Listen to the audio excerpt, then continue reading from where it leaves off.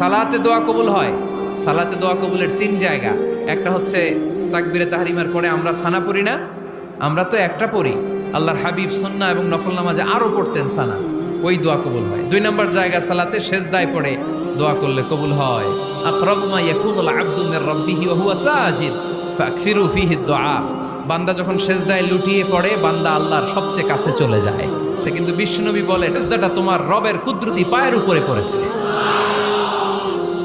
সেজদায় পড়ে দোয়া করেন। সালাম ফিরানোর আগে বিশ্বনবী দোয়া করতেন, লা ইউসাল্লিমান্না আহাদুকুম হাত্তা ইয়াতাআওয়াযা মিন আরবা'a। আল্লাহর হাবিব বললেন, চার জিনিস থেকে পানাহ না আছে আমার কোন উম্মত যেন সালাম না ফিরায়। তারা যেন পড়ে, আল্লাহুম্মা ইন্নী আউযু বিকা মিন আযাবিল কবর, আউযু বিকা মিন আযাবি জাহান্নাম, আউযু বিকা মিন ফিতনাতিল মাহইয়া ওয়াল মামাত, আউযু বিকা মিন ফিতনাতিল মাসিহিদ দাজ্জাল।